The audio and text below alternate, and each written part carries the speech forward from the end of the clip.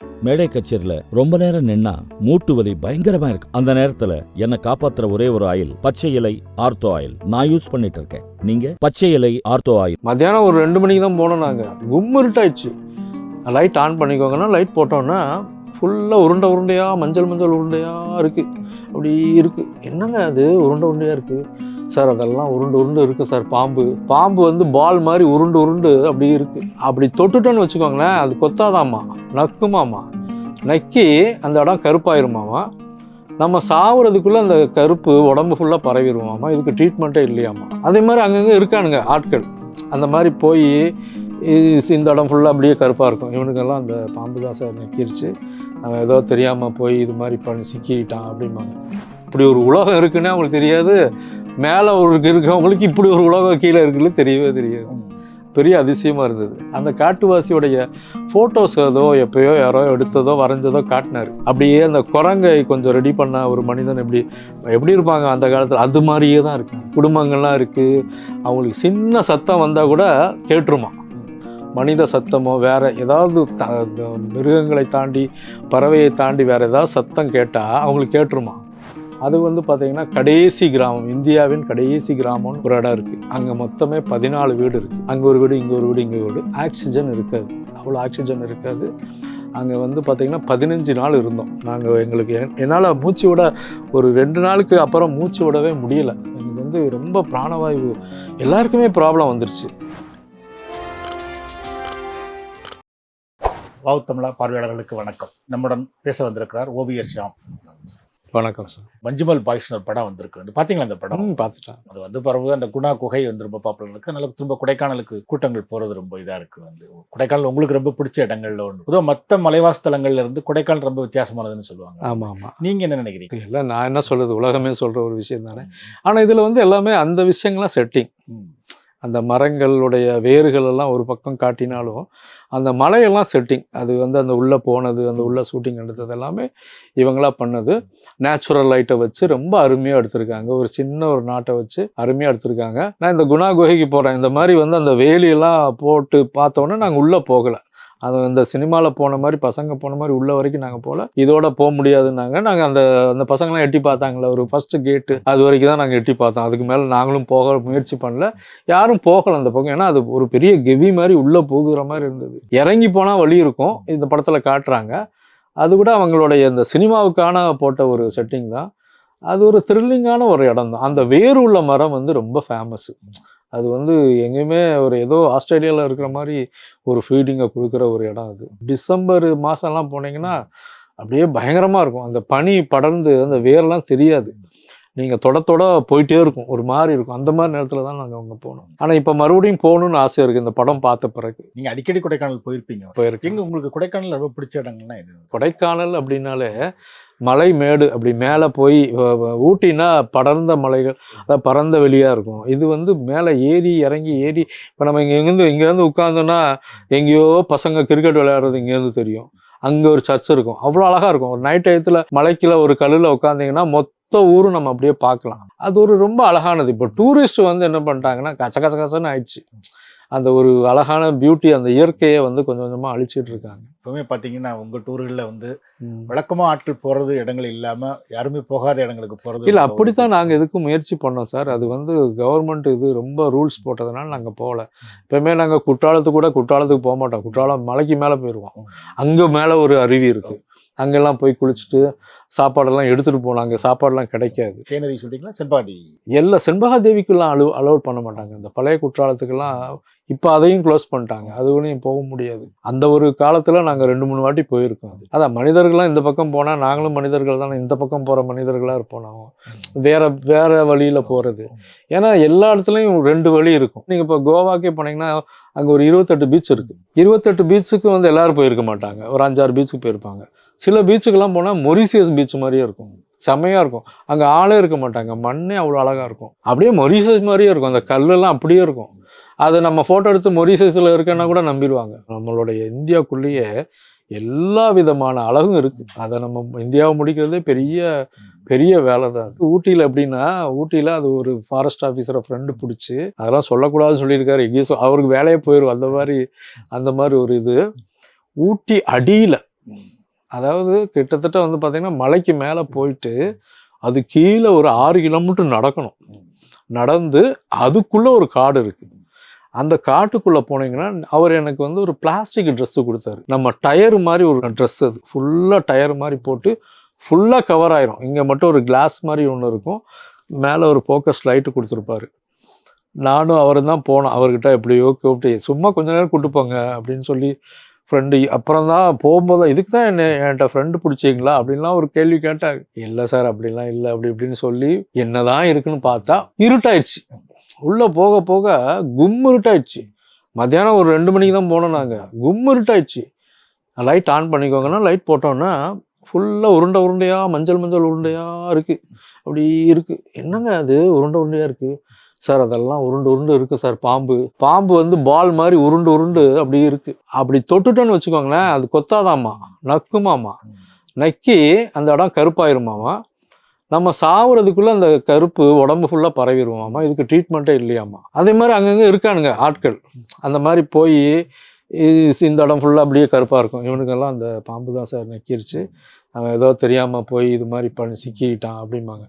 அதை எடுக்கவே முடியாது. இவன் வெள்ளையாக இருக்கான், அப்படியே டேட்டு போட்டு அழிஞ்ச மாதிரி கருப்பாக இருக்கு. எங்கே நக்கிச்சோ அங்கேருந்து அது படர்ந்து அப்படியே போயிடுது. அதுக்கப்புறம் கொஞ்சம் கூட்டு போனார். அந்த பாம்பு எப்படின்னா நம்ம பக்கத்தில் இப்படி வரல, அப்படியே உருண்டு வருது. நீங்கள் பாட்டுக்கு அமைதியாக போகணும். அந்த பாம்பு அப்படி சுற்றி உருண்டை பால் மாதிரி இருக்குது. அப்படின்னு தான் இப்படி வருது உருண்டு. நெளிஞ்சு இப்படி பண்ணி அப்படியே வருது. எத்தி விட்டுறாதீங்க சார் பாலுன்னு சொன்னார். அப்படி மெதுவாக போனேன். அப்புறம் போய் கொஞ்ச நேரம் கழித்து போனோன்னா ஒரு பெரிய மலை மாதிரி, ஒரு பெரிய பள்ளம் மாதிரி. இந்த லைட் போட்டதுனால தெரிஞ்சது, இல்லைன்னா அவ்வளோதான் உள்ளே விழுந்துரும். அவ்வளோ பெரிய ஆழம். அவ்வளோ இருட்டுக்குன்னா மேலே அவ்வளோ அடர்த்தியாக மரங்களும் கல்லெல்லாம் போட்டு அடர்த்தியாகி அமெரிக்கா 2 காடுகள் மாதிரி இருக்குது. சுத்தமாக வெளிச்சம் கிடையாது. லைட்டு நம்ம டார்ச் அடித்தாதான் கண்ணு தெரிகிற மாதிரி இருக்குது.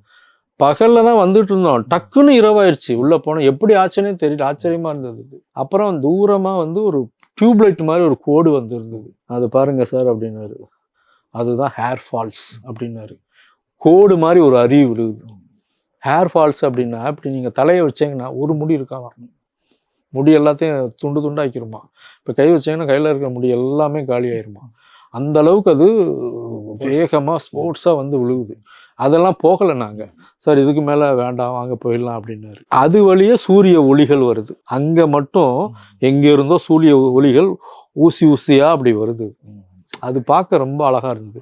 ஃபோட்டோ எடுக்கக்கூடாதுன்ட்டாரு. ஏன்னா இவரோட ஒர்க் அது உள்ளே போகக்கூடாதுன்னு பாதுகாப்புக்காக இவரை வச்சுருந்தாரு. இவரை அப்படி மெதுவாக பேசி அப்புறம் போயிட்டு வந்தேன் நான். ஸோ இந்த பாம்பு மாதிரி வெளியே இல்லாத வேற என்ன விஷயங்கள் அந்த அடர்ந்த காடுக்குள்ள மனிதர்கள் இருக்காங்களாம் சொன்னார் அவர். காட்டுவாசிகள், அதாவது நம்ம சினிமாலெலாம் பார்க்குற மாதிரி காட்டுவாசிகள் இருந்தாங்களாம். ஜெயலலிதா பீரியடில் அவங்கெல்லாம் உள்ளே இருக்காங்கன்னு சொல்லிட்டு அங்கேருந்து ஒரு இந்த கிளிஃப் ஆங்கர் போட்டு கயிறு கட்டி துணிகள் அனுப்புனாங்களாம். துணிகள் அனுப்பிட்டு கொஞ்ச நேரம் வெயிட் பண்ண அவனுங்க எல்லா துணிகளையும் எரித்து வில்லில் போட்டு திருப்பி விட்டாங்களாம். அதனால் அது வேண்டாம், அந்த ப்ராசஸே வேண்டான்னு சொல்லி விட்டுட்டாங்களாம். இதெல்லாம் வந்து இந்த காட்டுக்குள்ளே கீழே நடந்துகிட்டு இருக்கு. அது ஒரு பெரிய அதிசயமாக இருந்தது எனக்கு. அவங்க வந்து வெளியே எங்கேயும் வெளியே வரவே இப்படி ஒரு உலகம் இருக்குன்னே அவங்களுக்கு தெரியாது. மேலே இருக்கிறவங்களுக்கு இப்படி ஒரு உலகம் கீழே இருக்குன்னு தெரியவே தெரியாது. பெரிய அதிசயமாக இருந்தது. அந்த காட்டுவாசியோடைய ஃபோட்டோஸ் ஏதோ எப்பயோ யாரோ எடுத்ததோ வரைஞ்சதோ காட்டினார். அப்படியே அந்த குரங்கை கொஞ்சம் ரெடி பண்ண ஒரு மனிதன் எப்படி இருப்பாங்க அந்த காலத்தில், அது மாதிரியே தான் இருக்காங்க. குடும்பங்கள்லாம் இருக்குது. அவங்களுக்கு சின்ன சத்தம் வந்தால் கூட கேட்டுருமா. மனித சத்தமோ வேற ஏதாவது மிருகங்களை தாண்டி பறவையை தாண்டி வேற ஏதாவது சத்தம் கேட்டால் அவங்களுக்கு கேட்டுருமா. அதனால் ரொம்ப மெதுவாக கால் எடுத்து வைங்க சார், மெதுவாக வைங்க சார் அப்படின்னு சொல்லிகிட்டே வந்தார். சார் ரிஸ்க் பண்ணிட்டேங்க சார், நீங்கள் ரொம்ப மாட்டி விட்டேங்க சார், இது சொல்லிகிட்டே தான் வந்தார். அந்த பிளாஸ்டிக் உள்ளே கூட ஒரு வாய்ஸ் கேட்டுகிட்டே தான் இருந்தது. சரி சார் வாங்க சார், கொஞ்சம் தூரம் போவோம், போதும் இதுக்கு மேலே போக வேண்டாம் அப்படின்னு. அப்புறம் சொல்லும்போது கொஞ்சம் சத்தம் கேடுதுன்னு வச்சுக்கோங்களேன், அந்த பசங்கள்லாம் வந்திருப்பானுங்க, மனித பசங்க. இவர் அப்படி தான் சொன்னார், மனித பசங்க. அப்போ நம்மளும் மனிதன் தானே, அவங்க தான் சார் நிஜமான மனுஷங்க, நம்மளாம் கிடையாது அப்படின்னாரு. அந்த மாதிரி அவங்களும் இருக்காங்க, உள்ள உயிர் வாழ்கிறாங்க. இப்போ அந்த இடங்களுக்கு நம்ம போக முடியாதா, இல்லை ஆபத்துனால இல்லை போக முடியாது, வழியே இல்லை. அவர் அங்கேயே இருக்கிறதுனால, அவர் ஃபாரஸ்ட் ஆஃபீஸருங்கிறதுனால என்னை கூப்பிட்டு போனார். யாருக்குமே அலோடு கிடையாது. இது அந்த இடத்துக்கு போகிறதுக்கே மேலே இருந்து 5 கிலோமீட்டர் கீழே இறங்கணும் சார். அது வழியே தெரியாது நமக்கு. இப்படி பார்த்தீங்கன்னா அது எங்கே வழியே தெரியாது. இவர் தெரிஞ்சதுனால அப்படியே கூட்டு போனார், மெதுவாக கூட்டு போனார். இவரா ஏதோ ஏற்பாடு பண்ண ஒரு வழி மாதிரி இருந்துச்சு. அது புதுசாக போகிறவங்களுக்கு கண்டிப்பாக வழி தெரியாது. காட்டுவாசிகள் பற்றி சொன்னீங்க. ட்ரெஸ் எல்லாம் போட்டிருக்காங்களா அவங்க வந்து? எப்படி போடுவாங்க? அவங்க திருப்பி அனுப்பிடுறாங்களே. அவங்க ட்ரெஸ்ஸுன்னு அவங்களுக்கு ட்ரெஸ்ஸுன்ற கான்செப்டே அவங்களுக்கு தெரியல. நம்மளை இவங்க ஏதோ பண்ணுறாங்க, நம்மளை காப்பாற்றிக்கணுன்றதுனால அதை திருப்பி அனுப்பிடுறாங்க. திருப்பி அனுப்பிட்டாங்கன்னு சொன்னாங்க. 2-3 வாட்டி இந்த இது வந்து அந்த அவங்களுடைய அந்த அம்பெல்லாம் கூட வச்சுருந்தாங்க.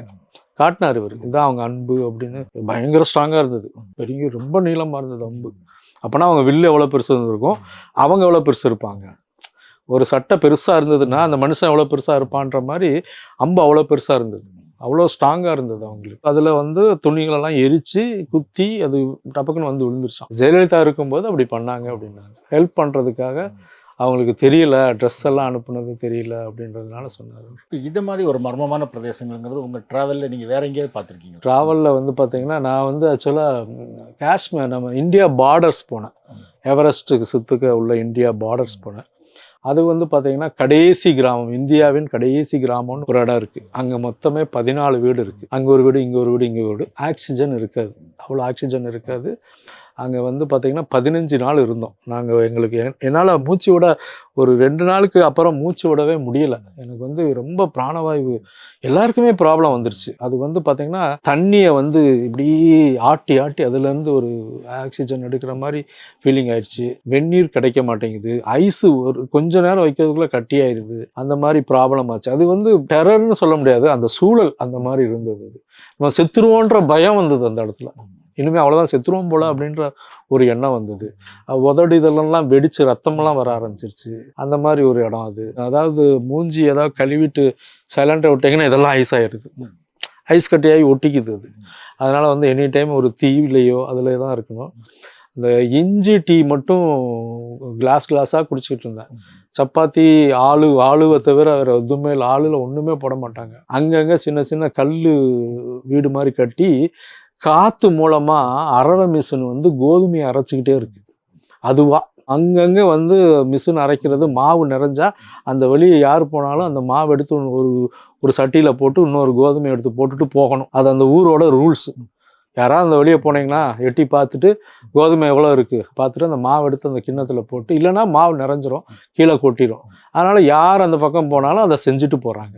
அந்த மாவு அவ்வளோ அழகாக இருக்குது சார், ஹார்லிக்ஸ் மாதிரி இருக்குது சாப்பிட்றதுக்கு. சாப்பிட்லாம், அப்படி எடுத்து சாப்பிட்லாம். அது வந்து அந்த எல்லைகளுக்குள்ளே இருந்த ஒரு இடம். அது ரொம்ப நல்லா இருந்தது அந்த இடம். கிட்டத்தட்ட 15 நாள் இருந்தோம். செமையாக இருந்தது. ஸ்பிட்டி வேலி மாதிரியான ஒரு ஊர். ஸ்பிட்டி வேலின்னு ஒரு இடம் இருக்குது. அதில் கொத்தா ஒரு கிராமம், அதாவது ஒன்றா சேர்ந்த ஒரு வீடுகள், அப்படியே ஒரு குமியலாக ஒரு வீடுகள், அவ்வளோதான் ஊர், வேற ஒன்றும் கிடையாது. ஐஸு அந்த மாதிரி சீசனுக்கு நம்ம போயிட்டோம்னா அதெல்லாம் அப்படியே மூடி ஐஸ் வீடு மாதிரி மாறிடுது. அந்த மாதிரிலாம் பார்த்தேன் நான். நன்றி. நன்றி சார்.